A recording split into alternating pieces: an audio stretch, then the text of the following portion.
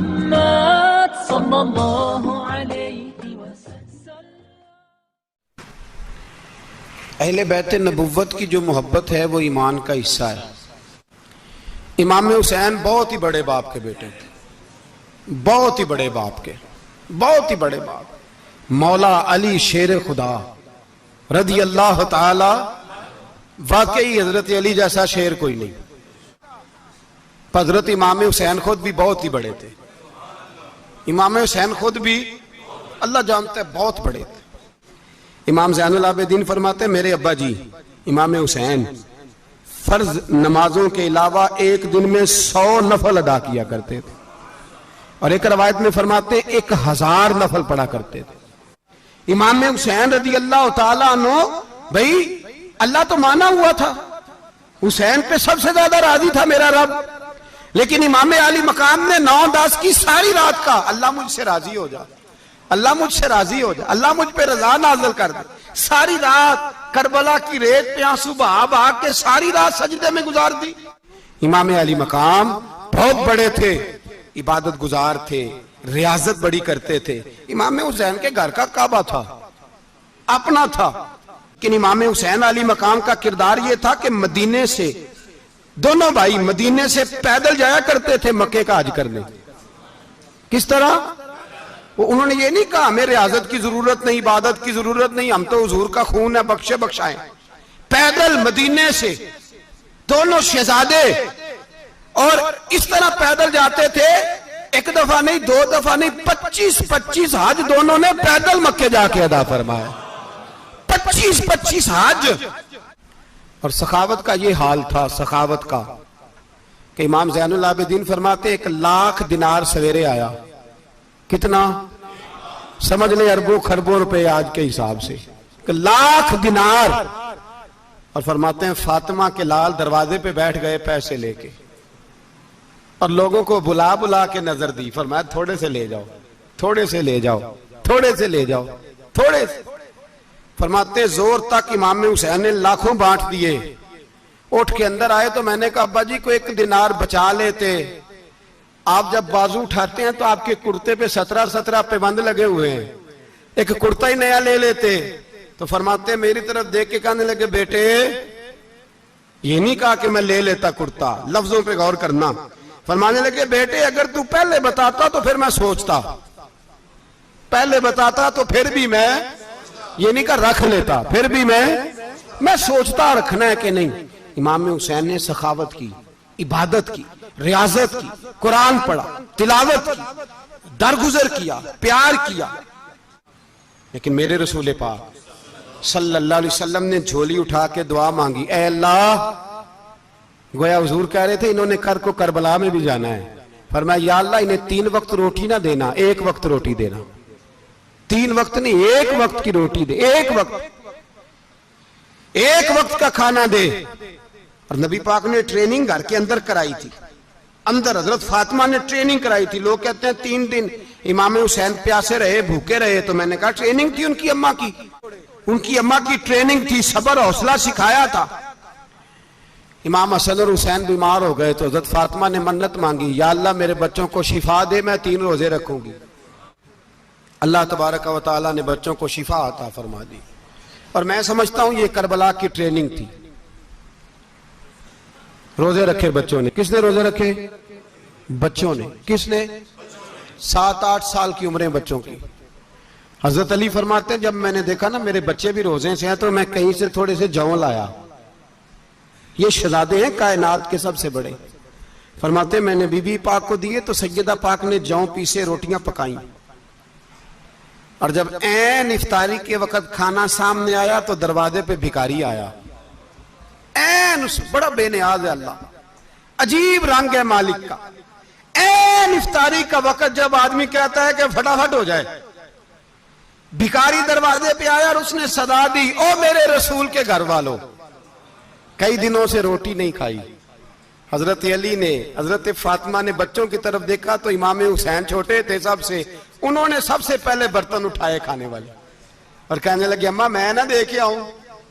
حضرت فاطمہ رشک کرنے لگیں، مصطفیٰ کے نواسے باہر گئے، اپنے حصے کا کھانا وَيُؤْثِرُونَ عَلَىٰ أَنفُسِهِمْ وَلَوْ كَانَ بِهِمْ خَصَاصَةٌ، اللہ فرماتے ہیں انہیں بڑی اشد ضرورت بھی ہو پھر بھی وہ دوسروں پہ اثار کر دیتے ہیں۔ وہ کھانا بار امام حسین دے آئے، پانی سے روزہ کھولا، کھجورے کھائی، لیٹ گئے، سویرے کھجورے کھائی، روزہ رکھ لیا۔ شام ہوئی تو حضرت علی فرماتے ہیں میں پھر اگلے دن کے روزے کے لیے جوں لایا، فاطمہ نے پیچھے روٹیاں پکائیں، 2 دنوں کی بھوک تھی پر مالک تو بڑا بے نیاز ہے، آزمانے پہ آیا تو اس رنگ میں عین افطاری کے وقت دروازے سے آواز نکلی اور مانگنے والے نے کہا کہ بھوکا بھی ہوں اور یتیم بھی ہوں، یتیم ہوں۔ حضرت فاطمہ کہنے لگی بیٹا دیر نہ کرنا، یتیم کا پیٹ بھرنے میں دیر نہیں ہونی چاہیے۔ کھانا باہر چلا گیا، پانی سے روزہ، کھجورے، شہزادے ہیں شہزادے، یہ 2 جہاں کے شاہ ہیں، پاس کچھ رکھتے نہیں، 2 جہاں کی نعمتیں ہیں ان کے خالی ہاتھ میں۔ کھجور پانی سے افطاری بھی، سحری بھی، سویرے پھر اٹھے، روزہ رکھا، تیسرا دن ہے، تیسرے دن جب رکھا صاحب نے کھانا تو باہر سے بولنے والا بولا کہا میں مسکین ہوں، لاچار ہوں، گھر بھی کوئی نہیں، کھانا بھی کوئی نہیں۔ امام حسین پھر اٹھے، تیسرے دن کا بھی کھانا دے دیا۔ حضرت علی فرماتے میں بچے پکڑ کے مسجد لے کے گیا، کہیں بھوک سے میرے لال گر نہ جائیں۔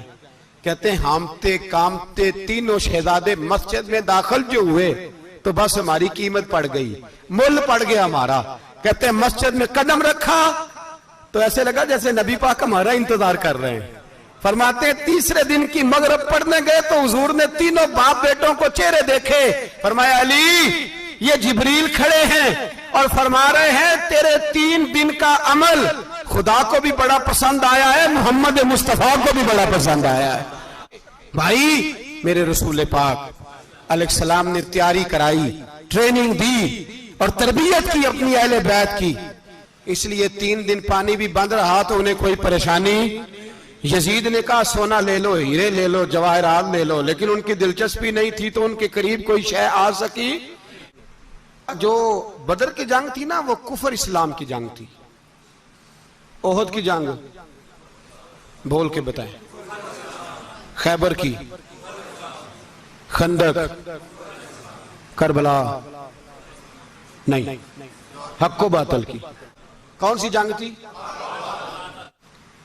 اور عجیب لفظ لکھے ہیں بعض تاریخ لکھنے والوں نے کہ جمعے کا دن تھا تو امام حسین 10 محرم نا جمعے والے دن تھی، تو امام حسین کربلا میں باہر نکلے تو آپ نے فرمایا اتمام حجت کر دوں، کوئی یہ نہ سمجھے کہ مجھے تو پتہ ہی نہیں چلا غلطی سے تیر لگ گیا امام حسین کو۔ آپ نے فرمایا مجھے بتاؤ تو صحیح مجھے کیوں شہید کر رہے ہو؟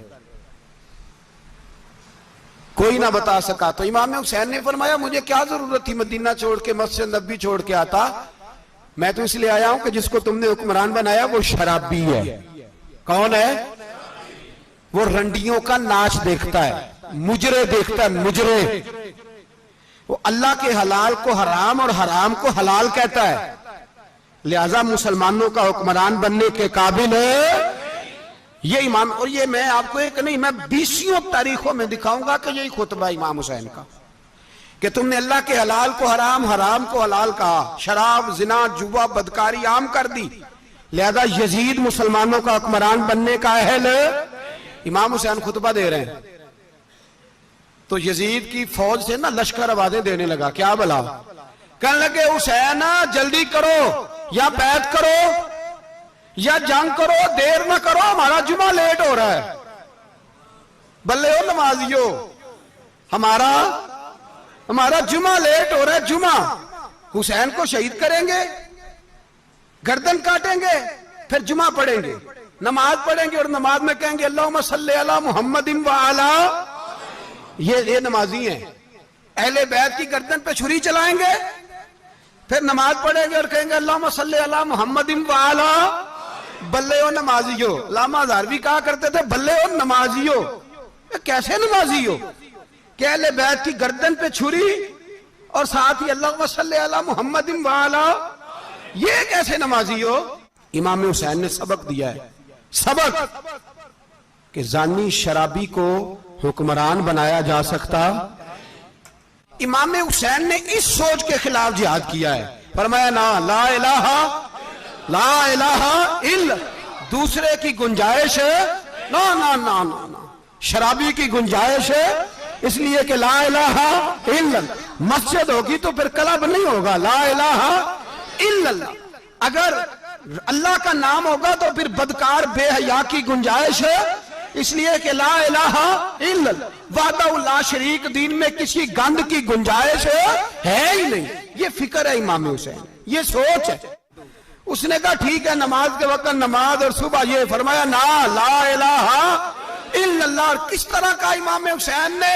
आपने फरमाया खुद ही का सिर्र नेहा, इकबाल तर्जुमा करते हैं, खुद ही का सिर्र नेहा ला इलाहा इल्लल्लाह, खुद ही का तेग फिसा ला इलाहा इल्लल्लाह। अगरचे बुत हैं जमात की आस्तीनों में पर मुझे है हुक्म अज़ां ला इलाहा इल्लल्लाह। और बहार हो के खिजा ला इलाहा इल्लल्लाह। और फिर बोल पड़े इकबाल और कहने लगे अगर ये दौर अपने इब्राहिम की तलाश में है, ये दौर अपने इब्राहिम की तलाश में, क्योंकि सनम कदा है जहां ला इलाहा इल्लल्लाह। और उसका तर्जुमा उन्होंने कहा था ना, ये दौर अपने इब्राहिम की। हमारे शहर के बुजुर्ग थे शेख अब्दुल सबूर बेग मंशूर हजारवी अलैहि रहमा, वो कहा करते थे उस शाह मशरकैन की, उस नूर ऐन की मतलूब है जहां को कयादत हुसैन की। हर सू यजीदियों का जमाने में जोर है, हर सू यजीदियों का। देखो बुजुर्ग क्या कहते हैं, हर सू यजीदियों का। एक यजीद था ना, हर सू यजीदियों का, उस शाह मशरकैन की, उस नूर ऐन की मतलूब है जहां को कयादत हुसैन की। हर सू यजीदियों का जमाने में जोर है, मंशूर आज फिर है जरूरत हुसैन की।